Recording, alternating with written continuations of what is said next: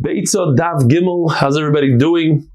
We're in the middle of a machlokes, B'shamay B'sil, an egg that is laid on Yontif. According to B'sil, you cannot eat it on Yontif, and according to B'shamay, you could. And there are four shitas. What is the machlokes exactly? We already went through. Rav Nachman says that the problem is muktzah. Rabba says the problem is achana. And now we're going to discuss the final two shitas, which are very similar. Rav Yosef says that this is included in the gzeira of fruit that fall off a tree on Yontif. An egg resembles a fruit that falls off a tree, and therefore there's a gzeira that you might come to actually pluck a fruit off a tree, and that's asur. But everybody else doesn't agree with him because an egg is inside the chicken, whereas a fruit is hanging in the open. Rabbi Yitzchak says something similar. He says, this is included, this egg that comes out of a chicken, laid from a chicken on Yontif, is included in the gzeira of liquids that come out of a fruit. And over here, the chashash is that you might come to squeeze the fruit. Others don't hold of this svara because an egg is considered a solid, it's considered oichel, not a liquid. However, you see that Rabbi Yochanan agrees to this svara, because Rabbi Yochanan asks a contradiction between the two brises in Rabbi Yehuda. On the one hand, Rabbi Yehuda holds that fruit that are designated to eat and liquid comes out of them as you're cutting them, you're allowed to use that liquid on Shabbos. It's considered food that's separated from other food. Therefore, it seems like an egg, which is designated for eating, not for drinking, there shouldn't be any gzeira of mashkim, says Rabbi Yochanan. And he asked the question, if so, the second brisa says that an egg that was laid on the first day of Rosh Hashanah, it says it's mutter to eat that egg on the second day of Rosh Hashanah, which would be mashma, then on the first day it's asur. Why not? We just said eggs are salads and you're allowed to eat them on Yontif.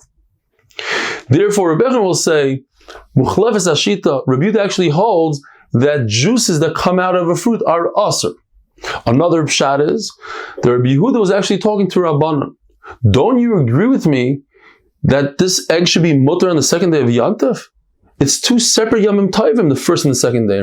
Rabbanan say no, it's kedusha achas. It's one long Yontif, and therefore, since it was laid on the first day, it's asur on the second day. And Ravina finally says that an egg that was laid on Rosh Hashanah is muktzah because we're discussing a chicken that's designated to lay eggs, and Rabbi Yehuda holds of muktzah, obviously.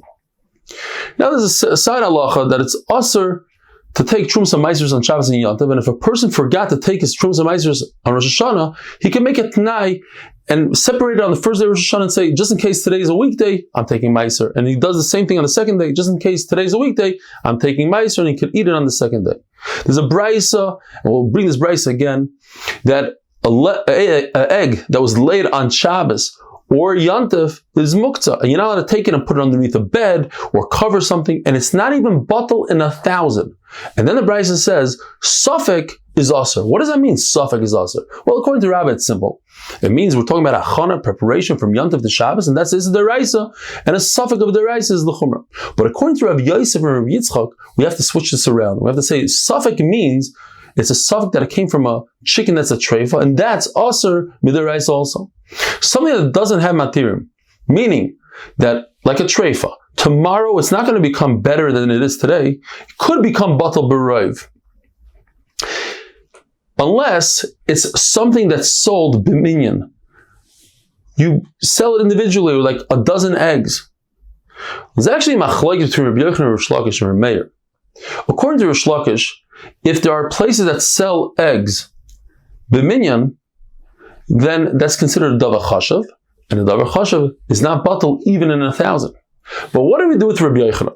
Rabbi Yochanan holds that the only way an egg would not become batal is if the only way you sell it is b'minyan. But let's say you sell it b'minyan, and you sell it b'mishkal, you sell it different ways, then it is batal.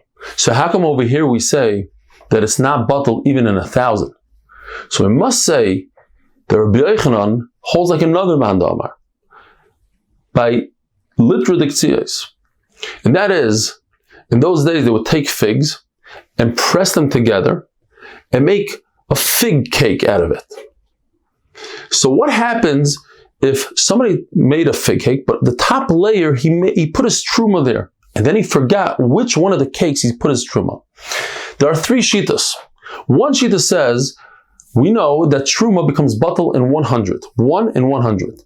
So if you have 100 times the amount of figs than the top, then it's okay. And you can use the entire barrel, the entire kli that's holding these figs. There's another sheet that says no. You could only use the top portion because you know where it is. You know it's in the top. So you need 100 tops in order to be mevatalit. But finally we have a shita of Rabbi Yeshua, according to Rabbi Yehuda, as you see on the left side, that says this literal ksiyos can never become batal. Why? Because they sell it in slices.